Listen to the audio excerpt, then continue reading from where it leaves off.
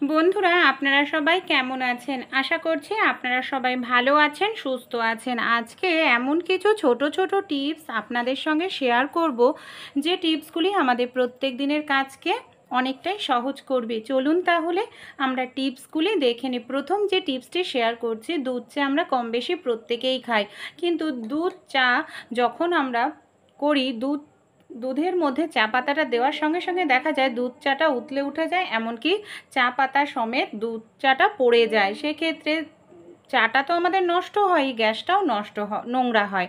তাই আমরা এই ধরনের হাতা বা খুন্তি যে কোনো জিনিস যদি চায়ের পাত্রের ওপরে দিয়ে দিই, তাই চা পাতা দেওয়ার সঙ্গে সঙ্গে দুধটা উতলে উঠে পড়বে না।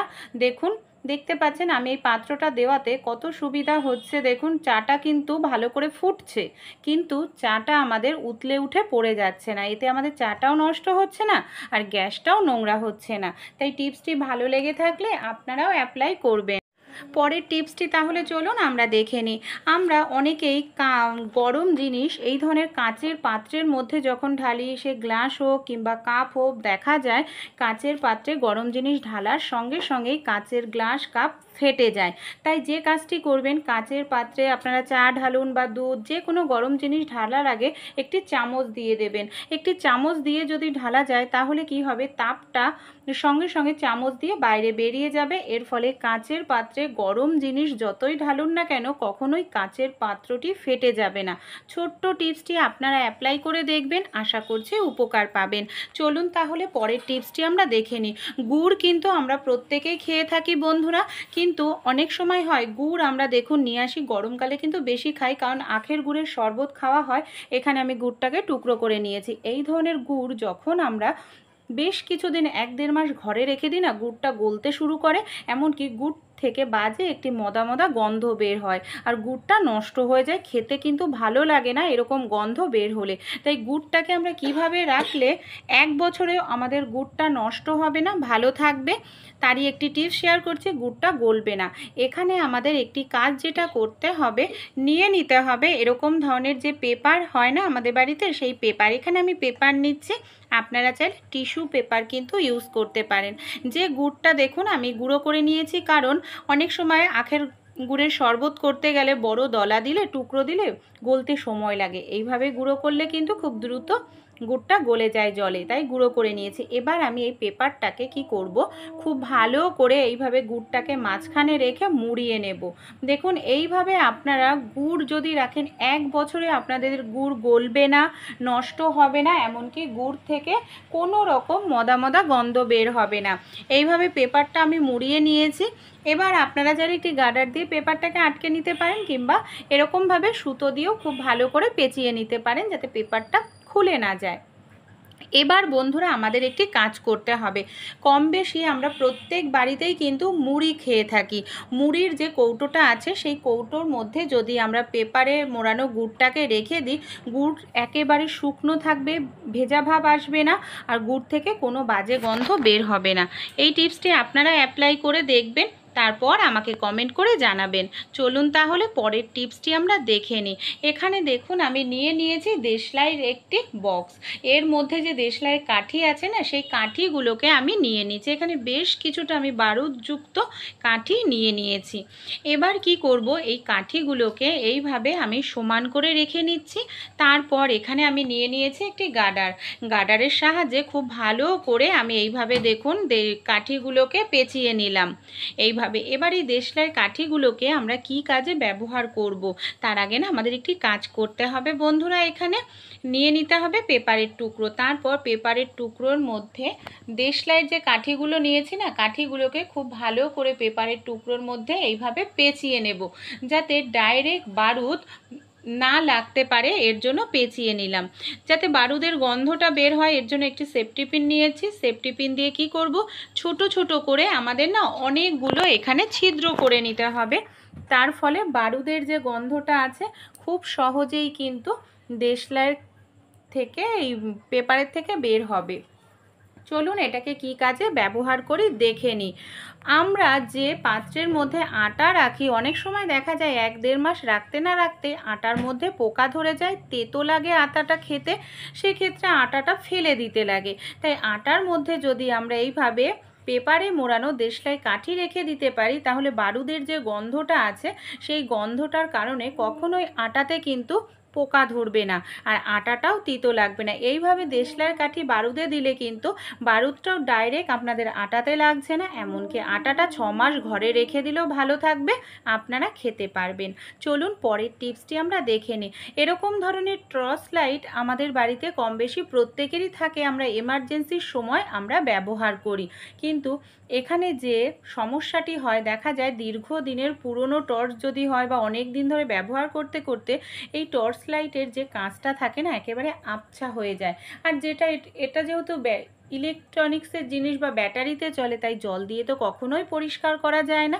তাই কিভাবে আমরা কাঁচটা পরিষ্কার করতে পারবো তারই একটি টিপস আমি শেয়ার করছি। এখানে নিয়ে নিতে হবে আমাদের বাড়িতে যে পারফিউম থাকে না, সেই পারফিউম আমি সামান্য পরিমাণ 1-2 বার একটুখানি এইভাবে টর্চের কাচের ওপরে স্প্রে করে দিচ্ছি। এই টর্চের কাচের ওপরে যদি স্প্রে করে দিই, তারপর তুলো দিয়ে আমি এইভাবে একটু মুছে নিচ্ছি। যতই নোংরা থাকুক না কেন বন্ধুরা, সেকেন্ডের মধ্যে পরিষ্কার হয়ে যাবে। এই যে টর্চের কাঁচটি দেখুন আমি এইভাবে পরিষ্কার করছি, আপনি দেখতেই পাচ্ছেন আপনারা যে তুলোটা কিন্তু ধীরে ধীরে কালো হয়ে যাচ্ছে। আর যে আমাদের এখানে টর্চের যে কাঁচটা আছে দেখুন নতুনের মতো হয়ে গেছে।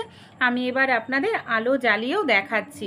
তাই আপনারাও মাঝে মাঝে এইভাবে কোনো রকম জল ব্যবহার করা ছাড়াই এইভাবে একটুখানি পারফিউম স্প্রে করে কিন্তু পরিষ্কার করে নিতে পারেন। আশা করছি টিপসটি আপনাদের একটু হলেও কাজে দেবে বন্ধুরা, কারণ এই ধরনের টর্চগুলো এমার্জেন্সি সময় আমাদের অনেক উপকারে আসে। চলুন তাহলে আমরা পরবর্তী যে টিপসটি আছে পরবর্তী টিপসটি আমরা দেখে নিই। বন্ধুরা, আমরা মহিলারা হোক বা পুরুষরা এই ধরনের শার্ট গেঞ্জি প্রত্যেকেই পরে থাকি, কিন্তু সমস্যাটি যেটা হয় বন্ধুরা, শার্ট হোক গেঞ্জি হোক প্রত্যেকেরই কিন্তু বোতাম থাকে। আর এই যে শার্ট গেঞ্জির বোতামের যে ঘাটগুলো থাকে না, এই ঘাটগুলো কিন্তু খুব ছোট থাকে। অনেক সময় দেখা যায় নতুন অবস্থাতে ঘাটের মধ্যে বোতাম কিন্তু সহজে ঢোকানোই যায় না, নখ দিয়ে ঠেলাঠেলি করতে লাগে, অনেক সময় নখও ভেঙে যায়।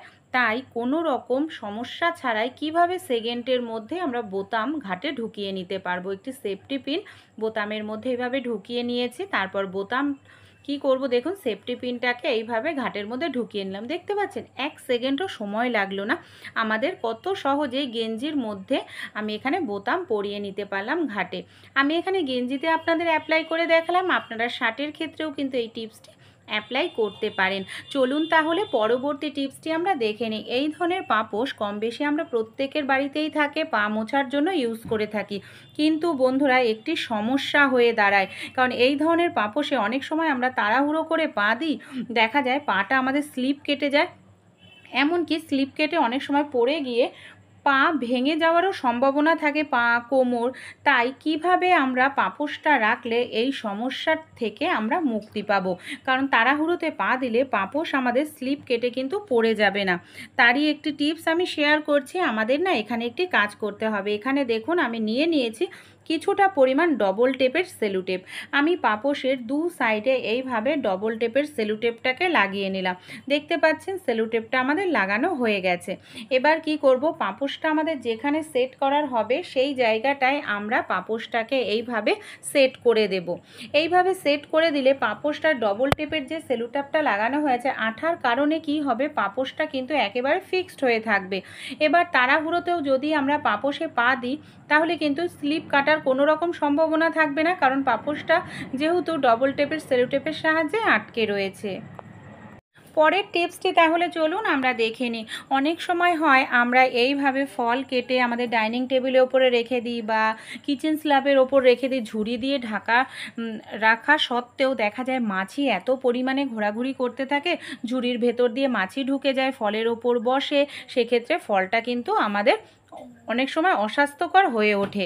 তাই কিভাবে যাতে খাবার দাবার রাখলে ডাইনিং টেবিলেই হোক বা আমাদের কিচেন স্ল্যাবে মাছির উৎপাত হবে না, এর জন্য সামান্য পরিমাণ ভিনিগার নিয়ে নেবেন, পেপার এইভাবে ভিনিগারে ডুবিয়ে নেবেন।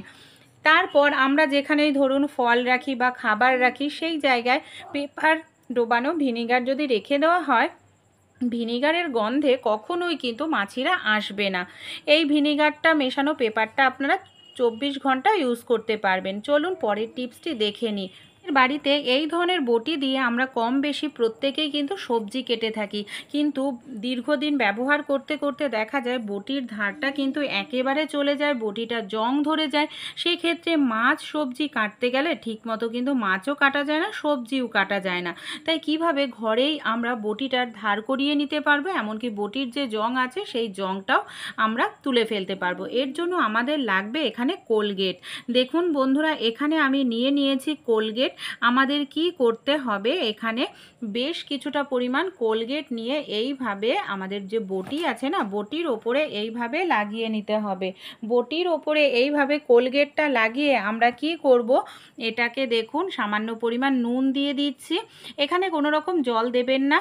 এখানে নতুন একটি স্কচব্রাইট আমি নিয়েছি। নতুন স্কচব্রাইট দিয়ে এইভাবে যদি আমি 1 মিনিট দুপাশ খুব ভালো করে একটু ডলে নিই, তাহলে বটির গায়ে যে জংটা আছে না, সেটা কিন্তু খুব সুন্দর উঠে যাবে আর খুব দ্রুত উঠে যাবে। দেখুন আমি কয়েক সেকেন্ড একটু এক পাশ ডলে নিয়েছি, তাতেই কত সুন্দর পরিষ্কার হয়ে গেছে। ঠিক একইভাবে আমার বটির যে অপর সাইড আছে না, এই অপর সাইডটাকেও কোলগেট লাগিয়ে রেখেছিলাম নুন দিয়ে, এইভাবে আমি ডলে পরিষ্কার করে নিচ্ছি।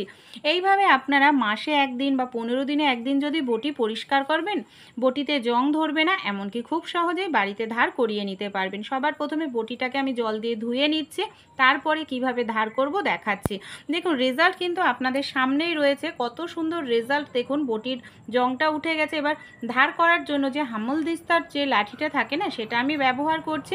আপনারা চাইলে কোনো পাথরও নিয়ে এইভাবে ঘষতে পারেন বটির মুখটায়, দেখবেন বটির যে ধারটা চলে গেছিলো সেই ধারটা ফিরে আসবে। টিপসটি একটু ভালো লেগে থাকলে আপনারাও অ্যাপ্লাই করবেন। আশা করছি টিপসটি আপনাদেরও কাজে আসবে।